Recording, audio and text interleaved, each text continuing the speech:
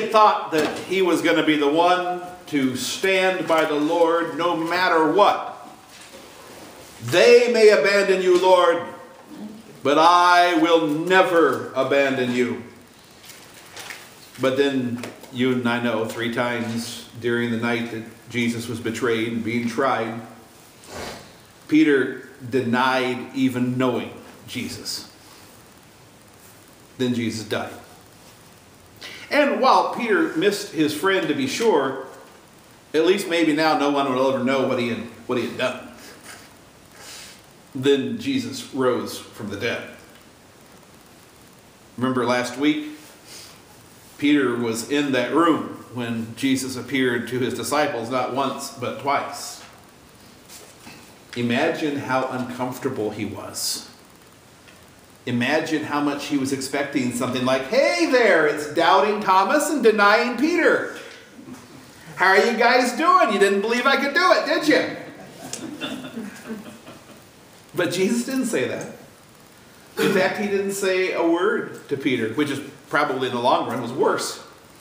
Because Peter must have expected to be chastised, maybe kicked out of the group for cowardice.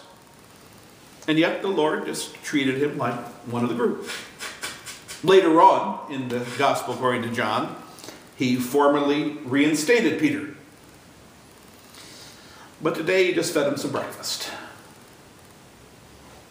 Time and time again, we fail the Lord.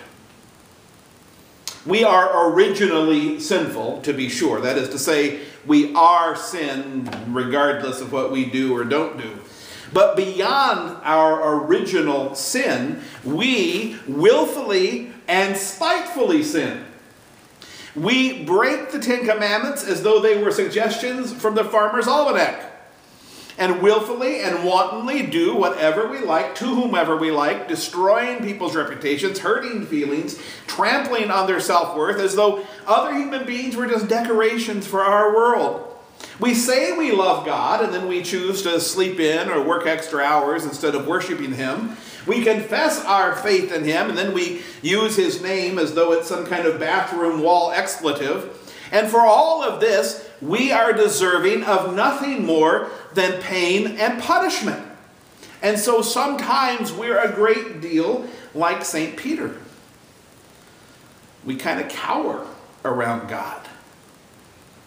Sometimes we even avoid the places where we know He is because we're so ashamed of the way we've treated Him.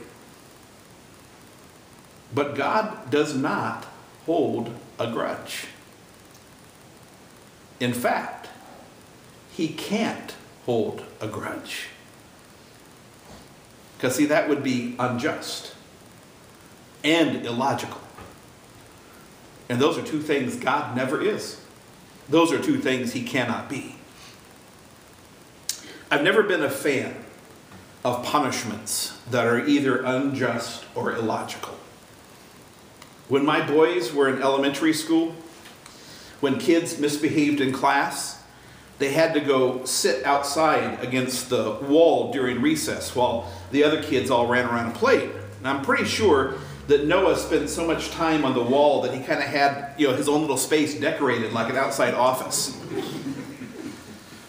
Now, does it make any sense to anyone here to when a kid is misbehaving in class to then restrict him from burning off his normal kid energy and then expect him to have better control after that? When he has even more pent-up energy than he did before? Why not give him some candy and pop too? Let's make this a real challenge. I've known parents who have sent their children to bed without supper as a punishment. I never understood the logic there. What was the kid guilty of? Hoarding food? What is this going to teach? I mean, it always seemed to me that food, clothing, shelter, exercise, those are sort of the basic needs of life and should never be withheld because someone did something wrong. So these punishments seem unjust to me. But beyond that, I really prefer for all the consequences for poor behavior not only to be just, but to be logical as well. For instance, If a person is caught selling an illegal substance, I think it is illogical to put them into a system where they can contribute nothing to society, but they can spend lots of time learning from other people who have done the same thing that they did. Why not have them clean the bathrooms at the local jail for a few months so that they can make the space more presentable that their customers are going to be using at some point? Or like when a kid breaks curfew, you know, what's logical? A logical punishment. Hey, I got an idea. How about the next time the kid goes out, he has to call in and check in every half hour?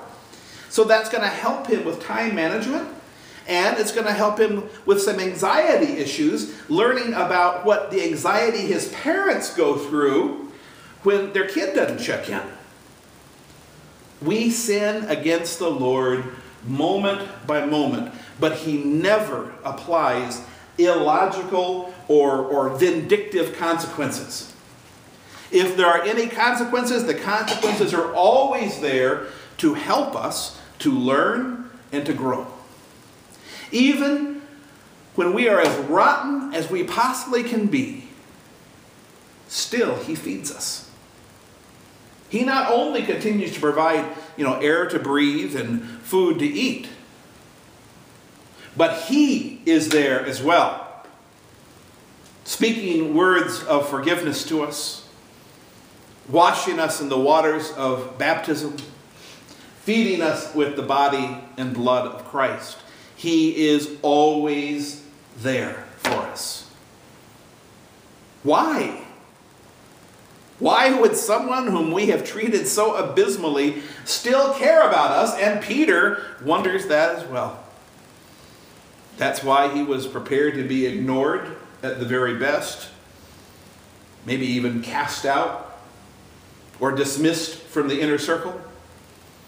But when he swam up on shore, not only did he find out that the Lord still cared for him, but the Lord had cooked him breakfast, providing not only for his physical needs, but later in that same chapter, providing for his spiritual needs as he forgave him and reinstated him as a disciple. Jesus knows, you see. Jesus knows that the only way for us to ever have any hope of overcoming sin in our lives is to have the tools we need to overcome it. Word and sacraments. If you want that kid to behave in class, well, work on getting him proper nutrition and run his little fanny ragged at recess. If you want that person to obey the laws of the community, then teach him why it's important and apply consequences that will fix what he broke. But don't take away the tools that enable change. Jesus would never do that.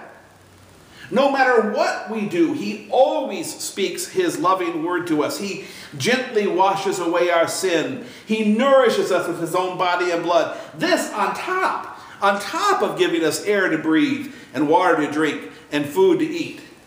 All of this so that we can continue to grow in our faith and to cherish all the blessings we have.